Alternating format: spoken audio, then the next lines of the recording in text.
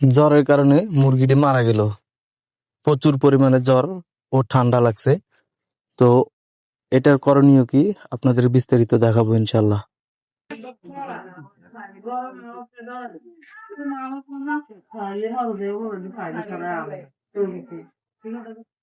মরে যাওয়ার পর পরেই আপনারা দেখুন মুরগির এই যে চুনা যে পায়খানাটা ওইটা হয়েছে মানে মরে যাওয়ার কারণে।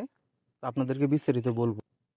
আমার মুরগির ঘরের যে লিডারটা ওইটা ছিল আর কি ভিজে।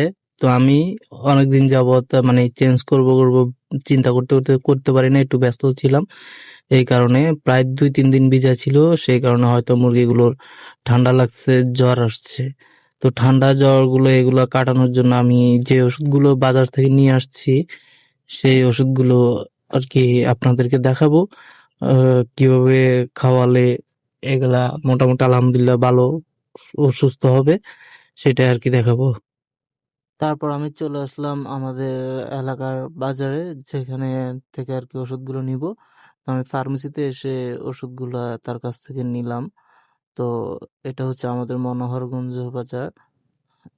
তো উনি আমাকে 4টা ওষুধ দিছে, বলছে যে এগুলো আহ অন্তত টানা 3 দিন খাওয়ানোর জন্য। 3 দিন খাওয়ালে নাকি মোটামুটি আলহামদুলিল্লাহ ভালো হবে। তো আমি তার কাছ থেকে ওষুধগুলো আর কি নিলাম। প্রথমে যে ওষুধটা দেখাবো এটার নাম হচ্ছে বেটা ই সেল। তারপর যেটা দিয়েছে ওইটা হচ্ছে আপনার PK500 বিটা। তারপরটা হচ্ছে আপনার নক্সরেল বেট। তারপরে আর যেটা দিচ্ছে ওইটা হচ্ছে আপনার অ্যাপ্রোল বেট।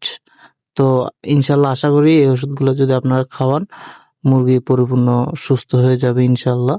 তো আমি এদিকে ওষুধগুলো বাড়িতে এনে মিক্স করে নিলাম ভালোভাবে। মিক্স করে তারপর আমি মুরগিগুলোকে দিয়ে দিলাম পরপর 3 দিন।